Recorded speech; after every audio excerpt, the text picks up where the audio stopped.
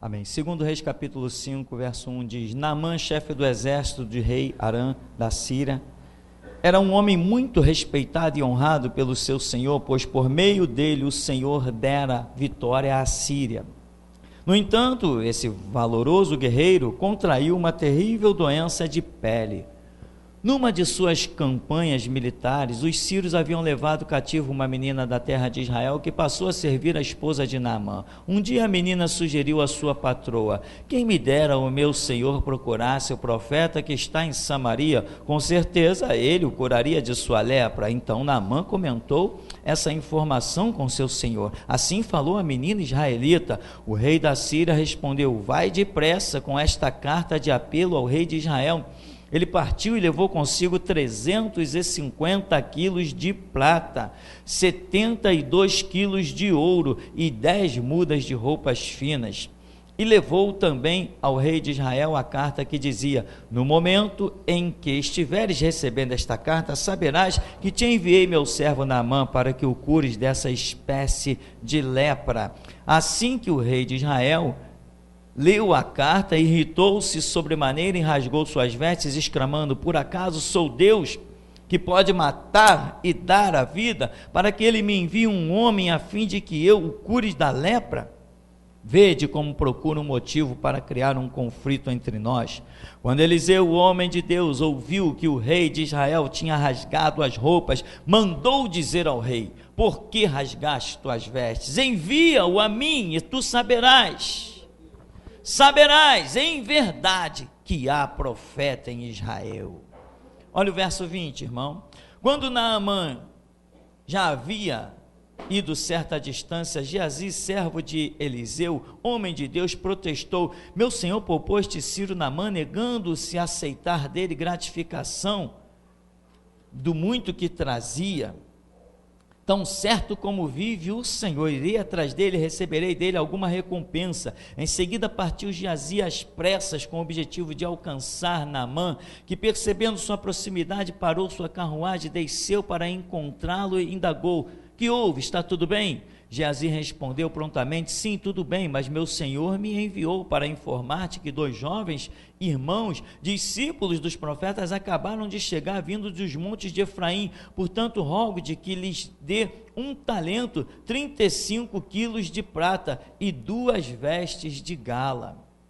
Diante do que Naamã respondeu generosamente: aceita, pois, 2 talentos. Ele insistiu com Geazi para que aceitasse aquela oferta e colocou os 70 quilos de prata em 2 sacolas com as 2 mudas de roupas finas. Entregou tudo a 2 dos seus servos que foram frente a Geazi transportando as sacolas. Assim que Geazi chegou à colina onde Eliseu morava, tomou a sacola das mãos dos servos de Naamã e os guardou em casa. Ordenou que os servos retornassem e eles partiram. Em seguida entrou e apresentou-se a Eliseu, e este lhe indagou: de onde vem, Geazi? Ao que replicou: teu servo não foi a nenhum lugar. No entanto, Eliseu lhe afirmou: porventura não fui contigo em espírito quando aquele homem voltou do seu carro ao teu encontro? Certamente esse não era o momento para receberes prata e roupa, tampouco para cobiçares olivais, vinhas, ovelhas, bois, servos e servas. Por esse motivo, a lepra, a enfermidade que assolava a pele de Naamã, atingirá a tua pessoa e todos os teus descendentes para sempre. E assim Geazi saiu da presença de Eliseu já leproso, e o seu corpo parecia coberto de neve. Amém, irmão? Podeis sentar. Você conhece bem essa história certamente. Naamã chega e é enviado: olha, eu queria ver Eliseu, o profeta, porque eu tenho lepra, e Eliseu nem aparece. E dá para ver por que Eliseu não aparece. O orgulho do homem, quando Eliseu manda o recado: vai, mergulha 7 vezes no Rio de Jordão. Se fosse alguém humilde, simplesmente teria ido e mergulhado. Então Eliseu não saiu para olhar na face deste homem de imediato, porque havia um orgulho nele, e o seu orgulho e a sua vaidade já havia traçado na sua memória: eu sou importante, eu sou capitão, eu sou chefe, todo mundo quer vir falar comigo, todo mundo vai querer olhar para a minha comitiva, todo mundo vai querer olhar para o grande homem que eu sou honrado, eu estou com uma carta do rei, olha quantos me acompanham, quantos cavalos, quanta riqueza, quilos de prata que não acabam mais, carruagens. Aquele homem era muito orgulhoso. E homem de Deus tem que ser assim, meu irmão, tem nem que olhar na cara de homem orgulhoso, porque a Escritura diz que entre luz e trevas não há comunhão. O mundo popular diz que: diga-me com quem tu andas, eu te direi quem tu és. Se você é diferente, não pode se misturar.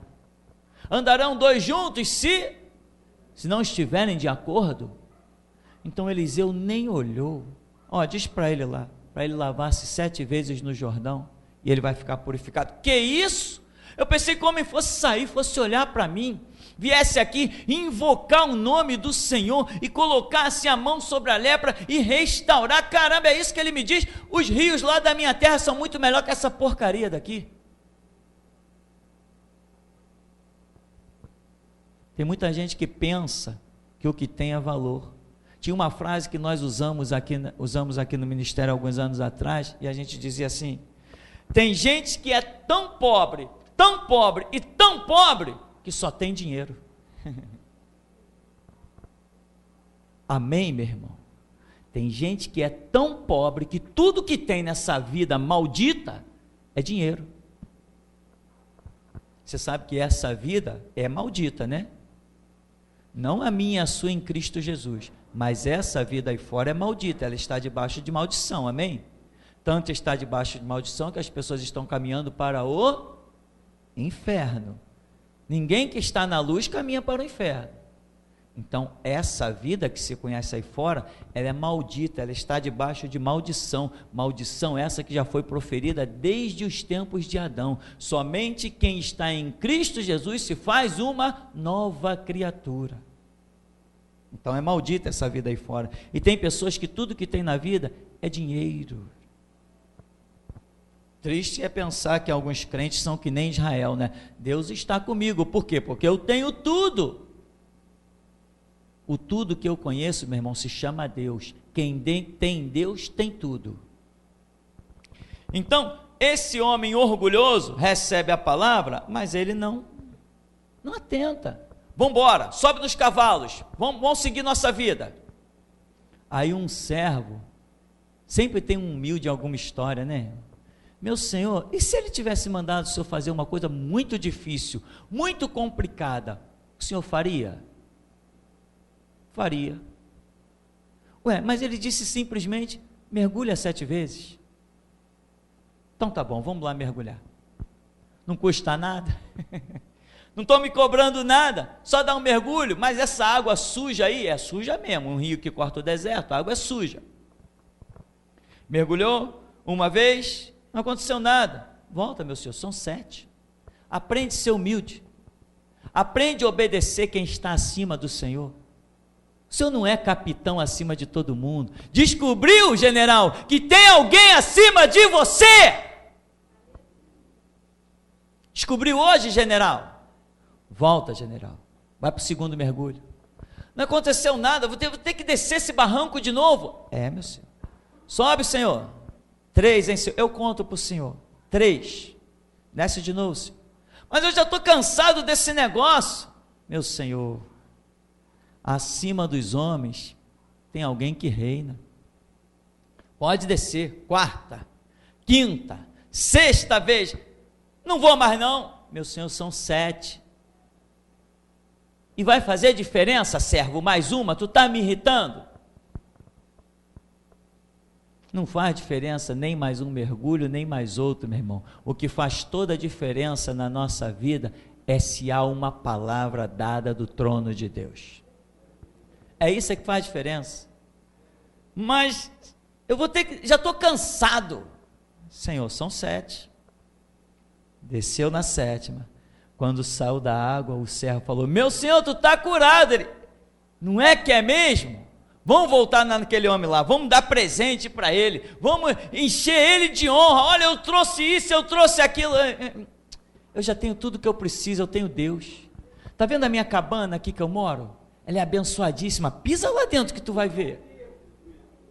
Quando eu entro ali naquela cabana, parece que os céus estão lá dentro. Os anjos, os arcanjos, os querubins, os serafins, parece que o trono de Deus está dentro daquela cabana. Dentro daquela cabana, Naamã, você vai sentir coisas que nunca você sentiu nos teus palácios. Triste é que alguns às vezes têm palácio e não sente, e diz que serve a Deus e não sente o que se sente dentro das cabanas. Não, eu não quero nada teu, mas imagina o Naamã olhando, como é que esse cara é muito orgulhoso? Não quer nada meu, olha onde esse cara mora. Uma choupana, um casebrezinho com telhado de palha, feito de sapê. Devia ter alguns cupins passeando lá pelas paredes de Eliseu. Mas como que esse cara não quer? Eu estou oferecendo ouro, prata e vestes caríssimas, e ele diz, eu não quero nada teu. Que homem é este? Que homem é este, meu irmão? Que entende que a sua riqueza em Deus é maior do que qualquer coisa. Que homem é este? Estes são os que deixam a sua vida como livro para Deus fazer a sua história. Quantos de nós rejeitaria tudo aquilo? Eu conheci um camarada aí que se diz pastor, coitado. Aí supostamente disseram que um camarada ia fazer um concurso, coincidentemente para juiz. Aí o cara passou no concurso para juiz, aí foi lá e deu um carro zero para o pastor. E o pastor aceitou de bom grado, porque ele disse que ele pediu ao pastor para orar por ele. Então ele prestou concurso e passou. Ele foi lá e deu um carro zero para o pastor. E o pastor aceitou. É mesmo? Diferente de Eliseu, não é? Quanta gente eu conheci. Irmão, está aqui o carro, está lá fora, não para mim, para outros. Você profetizou aquilo na minha vida e se cumpriu todinho. Eu estou te dando esse presente aqui, carro 0 quilômetro. E o cabra pedia para os outros dirigir, que ele nem sabia dirigir, então ele ficava pedindo para os outros dirigir para ele. Alguém falou assim, irmão, então vê se você pelo menos vende o carro e guarda o dinheiro, você não sabe dirigir? Não, irmão, é bênção, eu vou ficar com o carro. Imagina um camarada que se diz homem de Deus. Deus lhe dá uma palavra, ele transmite e depois recebe a recompensa de um carro 0 quilômetro. E ele diz que ele é homem de Deus. Depois ninguém gosta de mim, porque eu digo, homem de Deus? Isso é filho do diabo. De graça recebestes, de graça dai. O talento que existe na minha vida, cada dia que passa ele se torna mais forte, sabe por quê? Porque ele para mim é inegociável. Ninguém me corrompe. Eu não trabalho por dinheiro. Se um dia eu tiver com a minha geladeira no vermelho, eu vou subir nesse púlpito e de pirraça para mim mesmo, eu vou pregar a multiplicação dos pães e dos peixes. O que tinha Eliseu, meu irmão, que pode olhar para quilos de ouro, quilos de prata e dizer, eu não quero isso, aparta de mim esse negócio.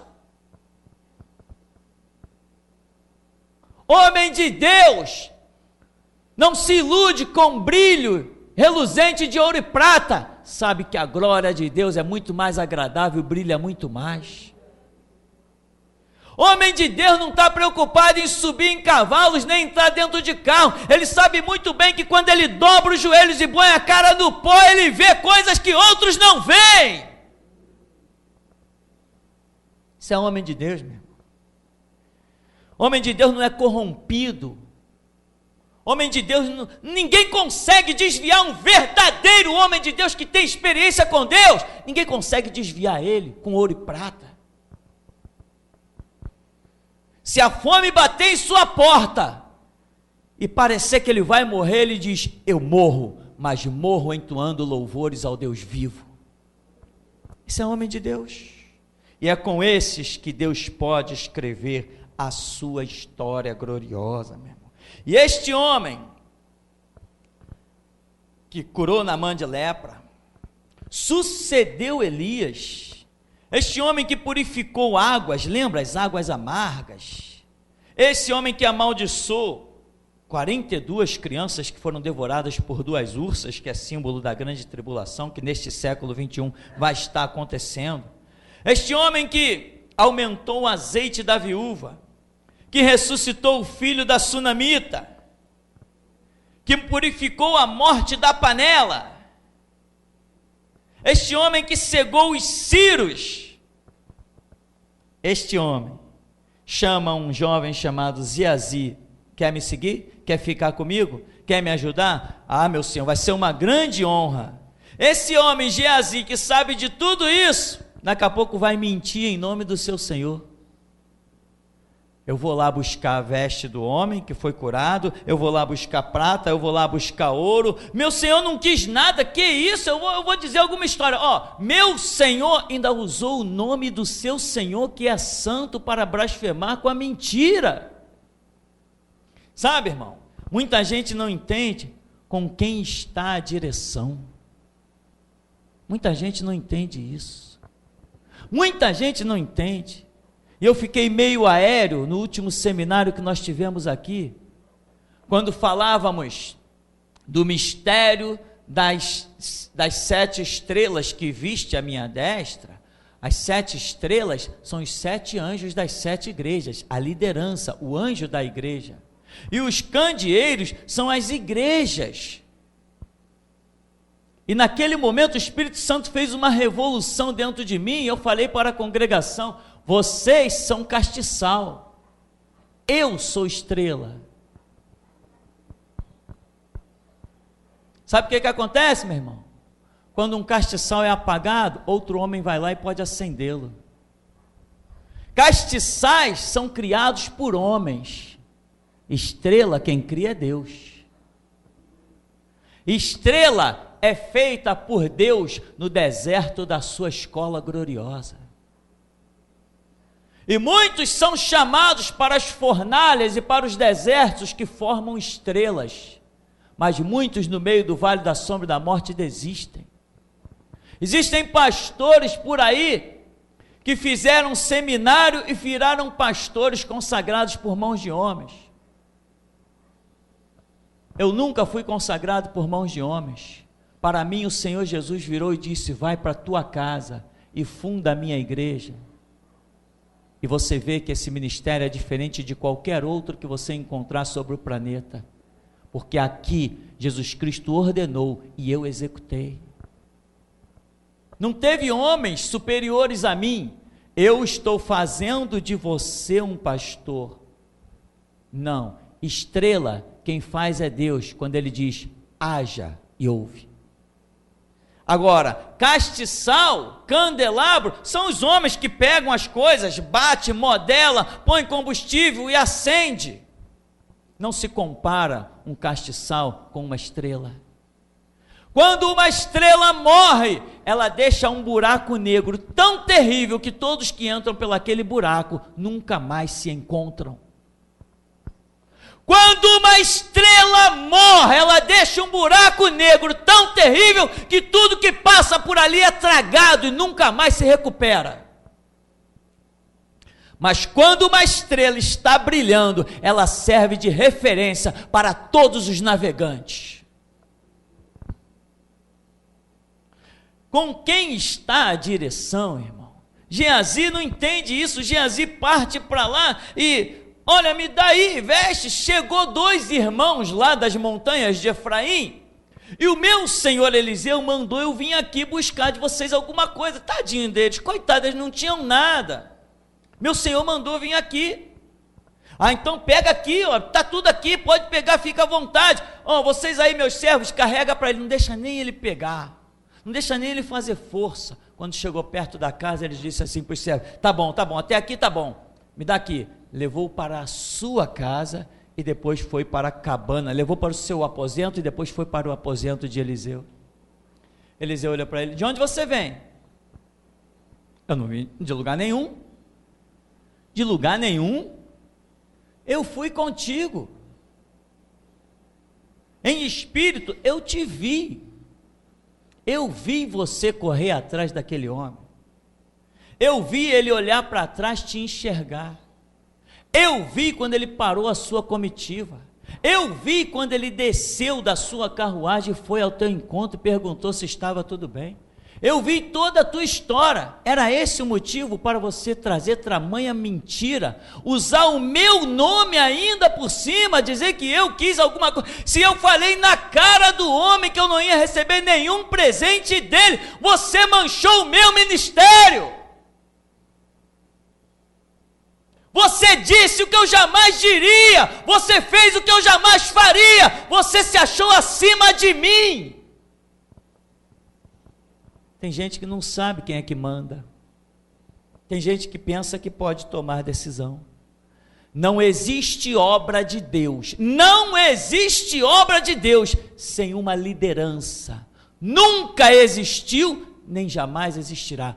Todas as vezes, o livro de Juízes é marca importante nisso. Todas as vezes que falta uma liderança, o povo fica batendo cabeça.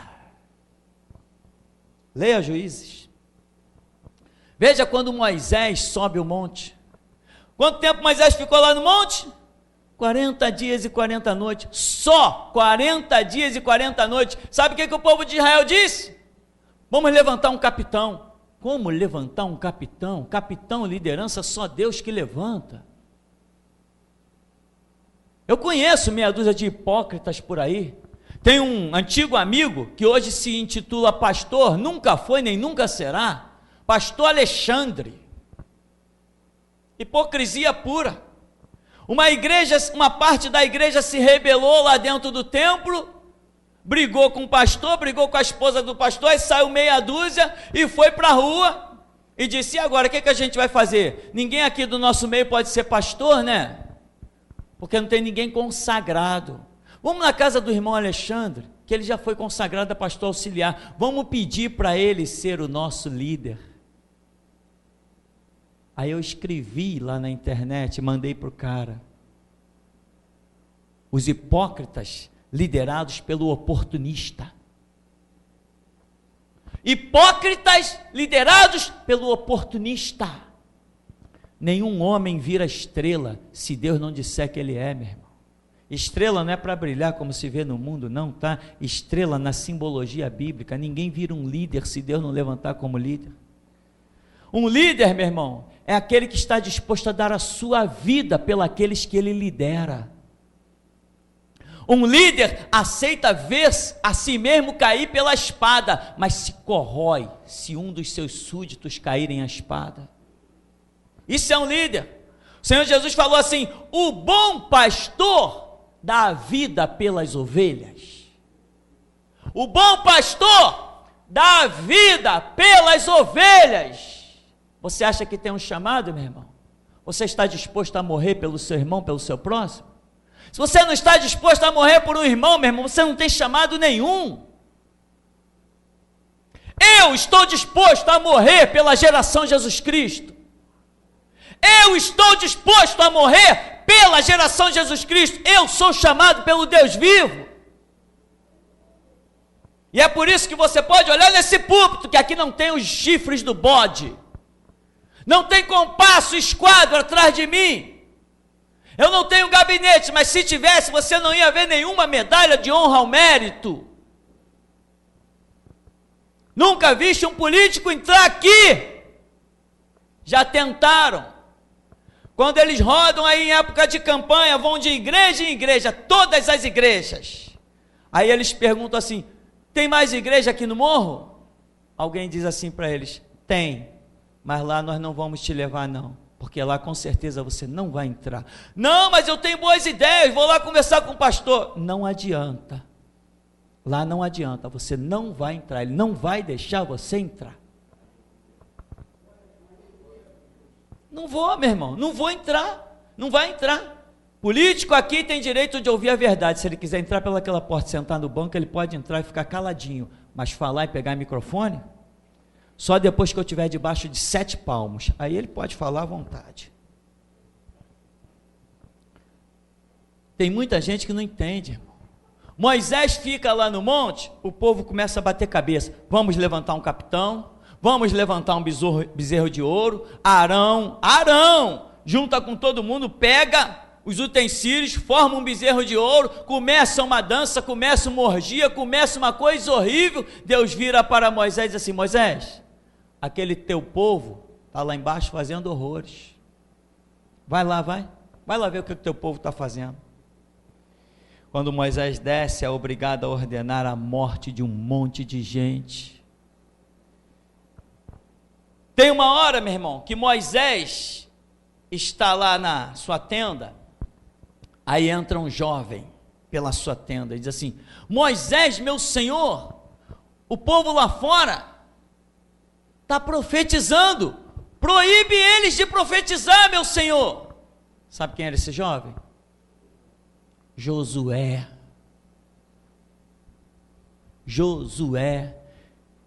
pensando que já tinha assumido o cargo. Tem gente que tem só a promessa e já se sente. Tu tem chamado, meu irmão? Deus já falou contigo que tem uma promessa, que tem um chamado?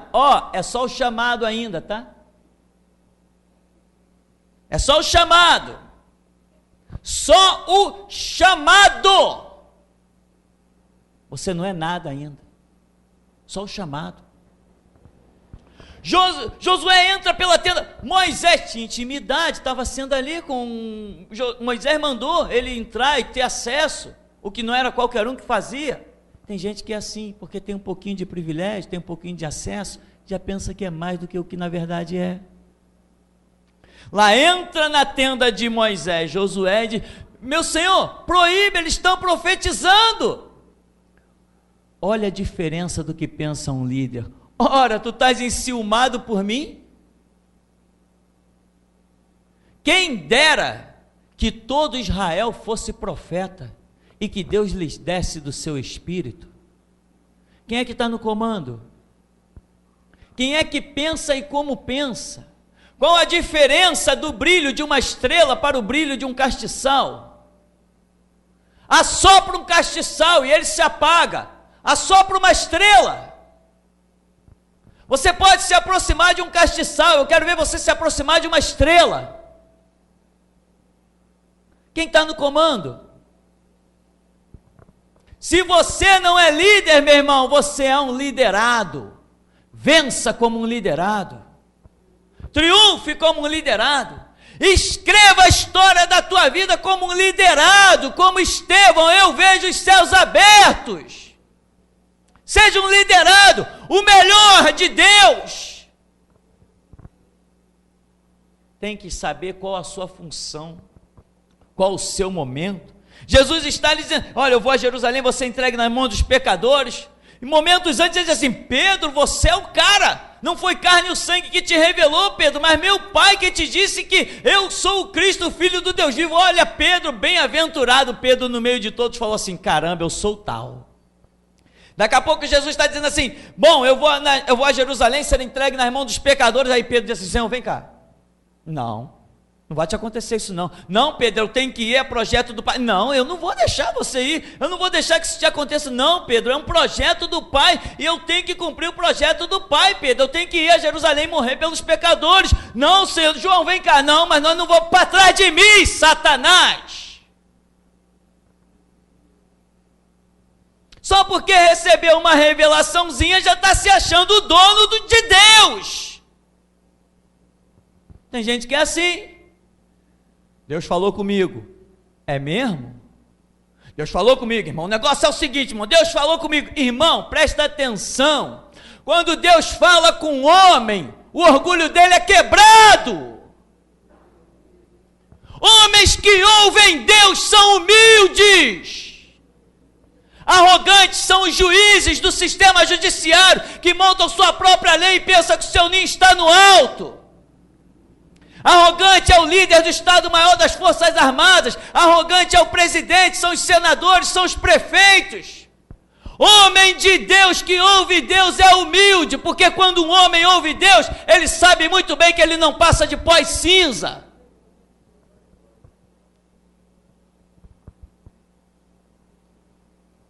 Josué, tu está enciumado.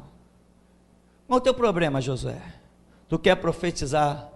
Tu está com ciúme de mim, que sou líder, ou tu está com ciúme, Josué, dos que estão profetizados?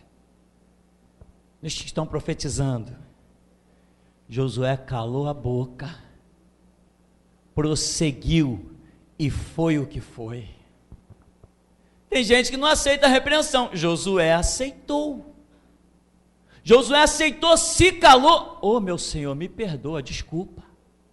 Desculpa, eu falei do que não sabia, eu falei do que não entendia. Me desculpa, perdão aí, Senhor. Desculpa a minha ignorância. Tudo bem, Josué, fica tranquilo. Irmão, fica tranquilo, mas não esquece a lição.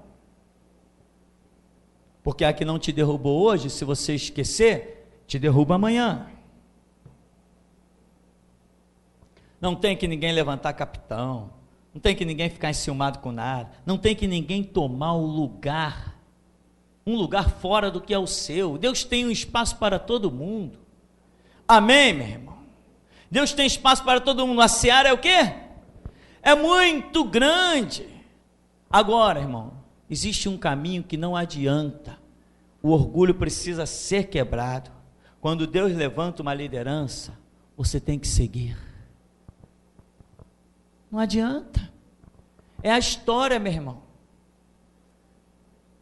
Se você não atentar para esta realidade, existem aqueles que seguem liderança, existem aqueles que não querem seguir a liderança. Moisés está lá no meio do deserto, daqui a pouco alguém aparece assim, e diz assim: olha, Moisés, tu quer se fazer príncipe do povo do Senhor? Datã, Corá e Abirão. A rebelião de Datã, Corá e Abirão. Que história é essa, Moisés?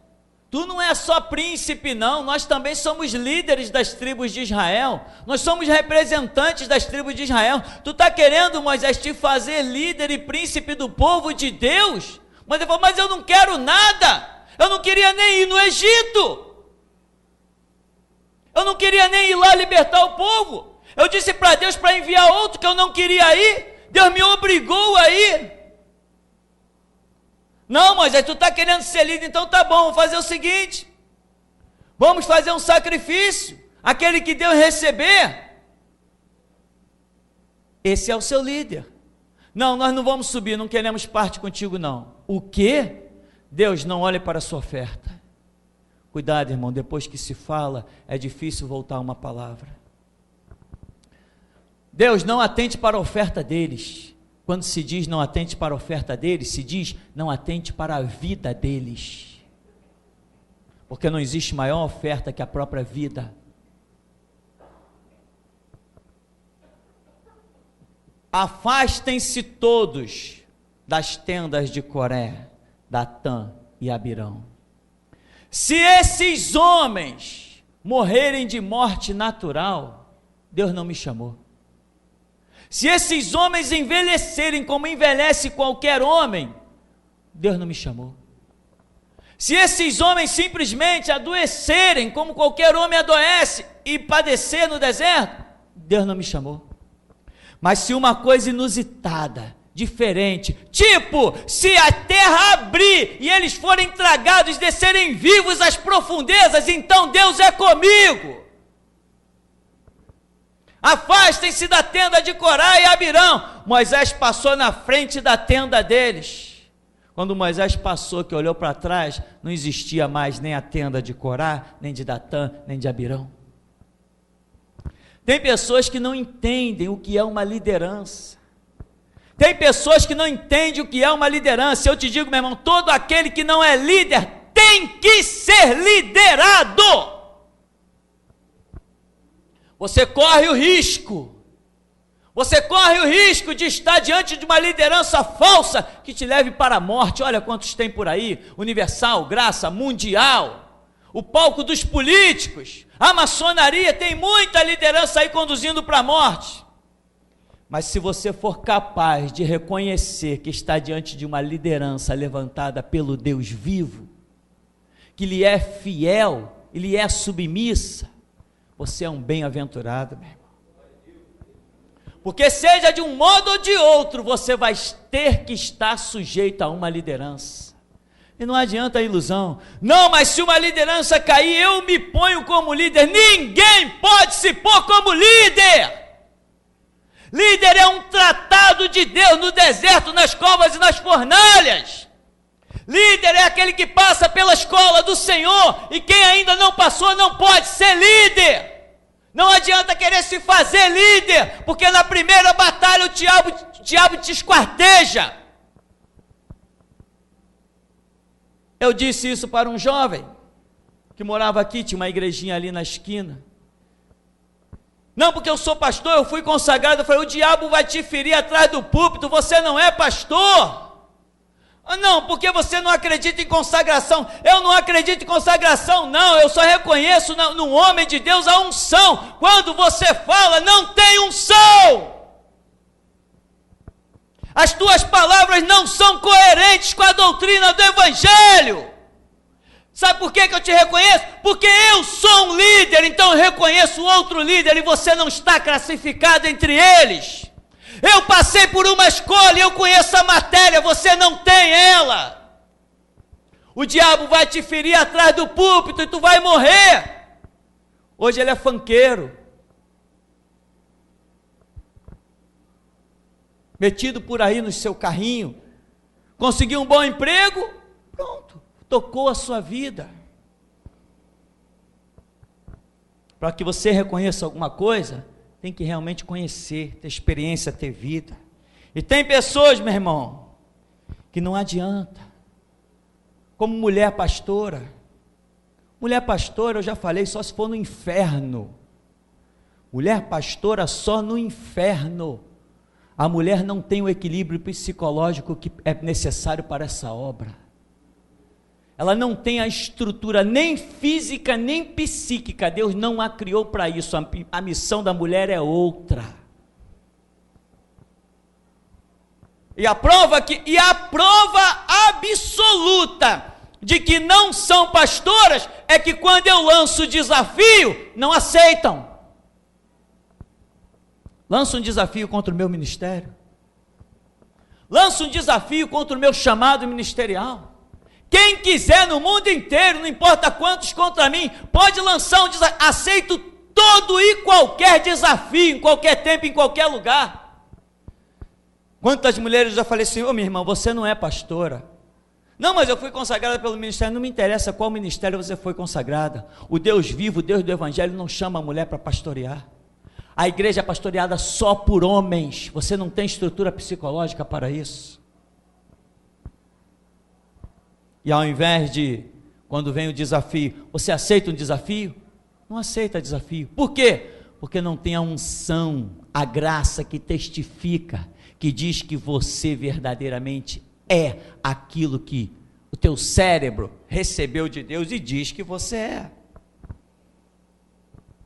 Então, meu irmão, essas lições todas estão aqui em 2 Reis capítulo 5, com Eliseu e com Geazi.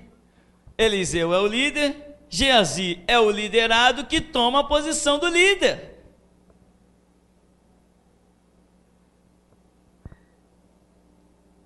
Eliseu diz que não quer nada do capitão.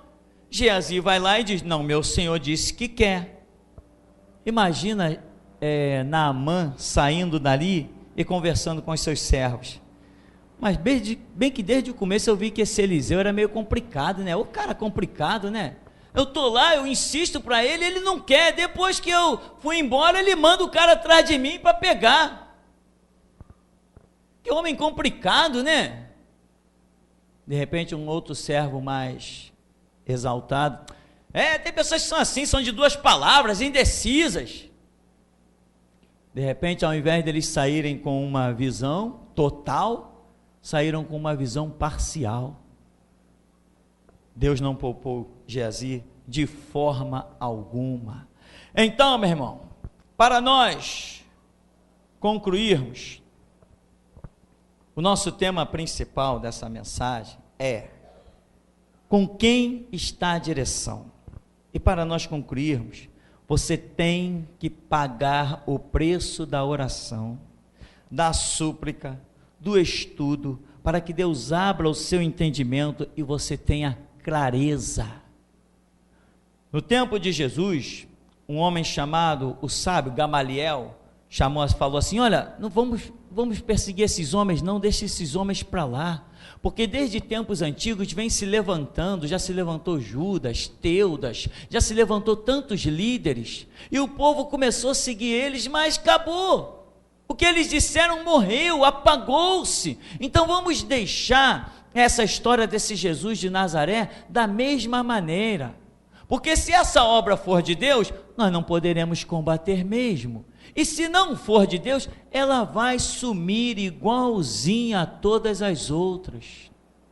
Jesus, o eterno sumo sacerdote, o grande líder de toda a história do verbo que se fez carne e habitou entre nós, Jesus, o tremendo líder que deu a sua vida pelas ovelhas, mostrou que a sua obra de Deus, há 2000 anos, não existe obra mais perseguida do que o cristianismo. Vencemos dentro das arenas, vencemos lá no Coliseu, vencemos testemunhando diante dos imperadores, diante das espadas dos guerreiros romanos, nós vencemos, com um leão saltando sobre os nossos irmãos, crianças e idosos, nós vencemos.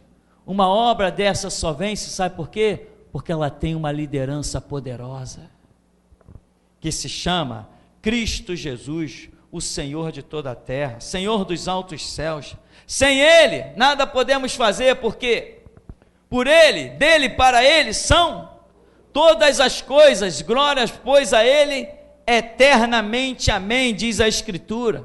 Então, meu irmão, se você reconhece uma liderança, há uma direção para a sua vida, e se você não reconhece uma liderança, se você não é líder, você está perdido.